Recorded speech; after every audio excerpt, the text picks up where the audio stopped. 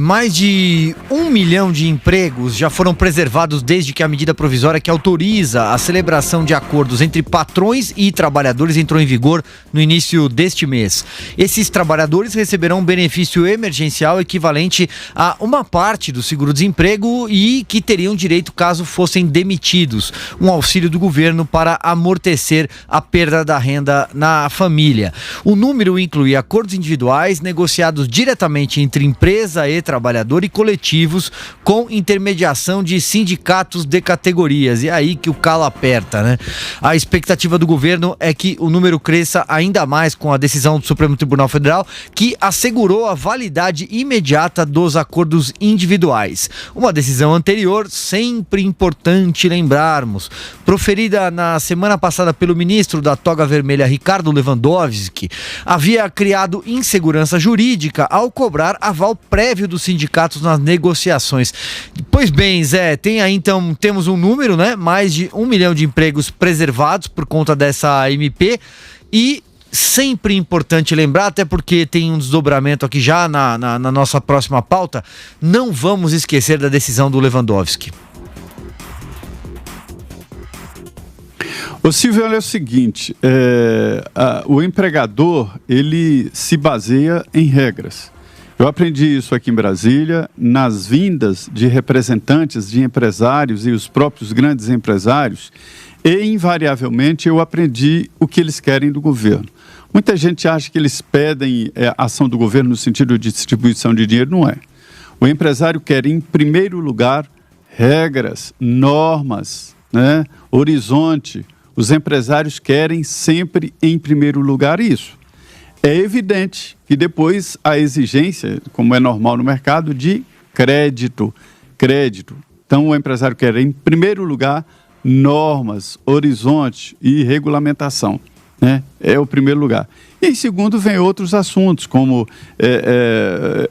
enfim, redução de impostos, menos impostos, impostos justos. Empresários querem impostos, até porque não é o empresário que paga imposto.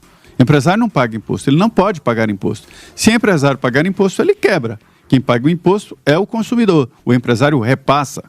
Mas o imposto alto torna o produto dele fora de competição, fora do mercado. A competitividade para a definição do preço ali passa também por impostos. O empresário quer regras, em primeiro lugar, crédito e imposto justo. Né? Isso é a certeza. E o que acontece? O empresário brasileiro e do mundo inteiro vinha seguindo regras e uma normalidade que foi suspensa. A regra, por exemplo, de suspensão e fechar um shopping, isto é absurdo. Isso demanda um custo altíssimo e um custo sem faturamento. Então, houve quebra de regras.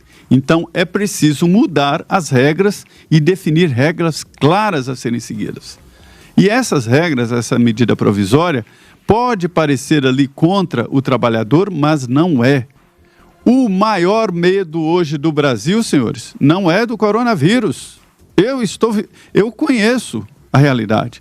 O maior medo do Brasil hoje é o desemprego. O maior medo do Brasil é de fechar a empresa da família, que vem de anos e anos e anos. Descendentes estão agora com a chave na mão, sem abrir a porta e pensando em descontinuar um processo que vem de gerações. O maior medo hoje não é do coronavírus, é do desemprego e da quebradeira. O governo assinou a medida provisória que dá a possibilidade de negociação com o empregado. O empregado ganha a estabilidade por 4 meses, e isto é muito importante. E recebe como fosse o seguro-desemprego e continua também as contribuições normais. Então, se o empregado não quiser, tá bom, eu não quero, aí ele corre o risco de ficar desempregado, mas é um direito que ele tem, são as regras.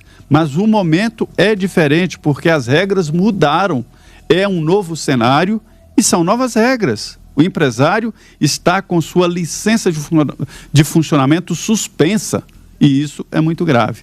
Daí o debate de que não é para sacrificar o trabalhador, é para encontrar caminhos de uma saída de um precipício. Então, essa é a realidade. Então, a medida provisória, ela traz novidades, sim, mas é uma possibilidade de garantia de estabilidade. Antes, esta iguaria chamada estabilidade era de alguns poucos, né? Daquele tipo, eu não sei, nunca vi, só ouço falar. Só funcionário público que tem esta tal estabilidade. E com esse acordo, o trabalhador ganha a estabilidade de poder voltar no futuro. E a medida será modificada exatamente para dar a possibilidade de volta antecipada, né? Se houver, como muitos apostam, a possibilidade de incremento da economia e retorno muito rápido. Por enquanto, senhores, ninguém sabe o que vai acontecer. Exatamente. Agora, desemprego não preocupa o Lewandowski, seguramente, que, aliás, está no cargo, né? Foi indicado pelo Lula, porque a ex-primeira-dama, Marisa Letícia, era amiga da mãe do Lewandowski. Eles vêm todos lá do ABC e, por isso, ele ganhou esse carguinho, entre aspas, e inclusive presidiu a Suprema Corte Brasileira, Augusto Nunes. Parece piada, né? Mas é preciso lembrar como é que se deu a indicação do Lewandowski para que se saia, para que seja menos incompreensível. Ele foi indicado, desculpa te interromper, ele foi indicado pelo Márcio Tomás Bastos. Não. Ele foi aprovado pelo Márcio, porque ele foi indicado pela Marisa Letícia.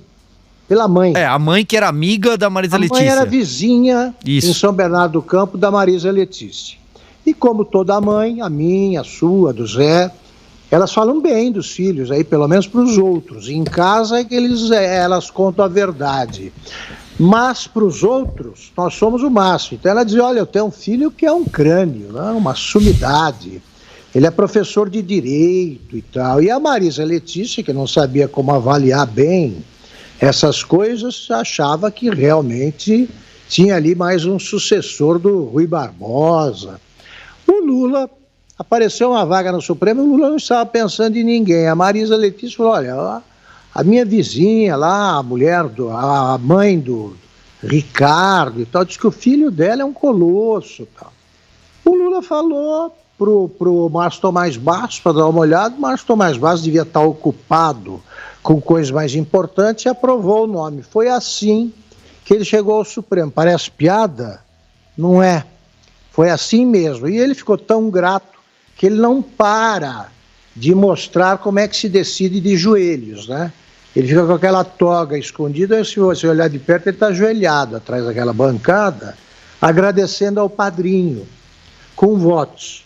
Ele me lembra, com essa decisão, endossando o que disse o Zé, né, mudou tudo.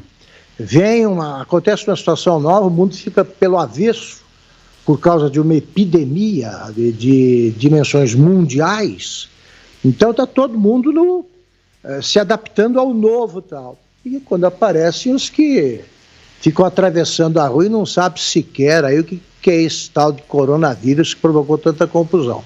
O Lewandowski, com a decisão dele, felizmente já atirada ao lixo pelo Supremo na prática, ele me lembra aquela figura clássica, né, que a gente vê em Faroeste ali, de antigamente. Está lá, o salão inteiro está crispado porque o xerife está com a mão no coldre, as duas mãos nos coldres, os bandidos estão sentados numa mesa também com o revólver na mão, tá, aí entra um cara, é o Lewandowski, para pedir um copo de leite no balcão. Eu queria tomar um leite e tal.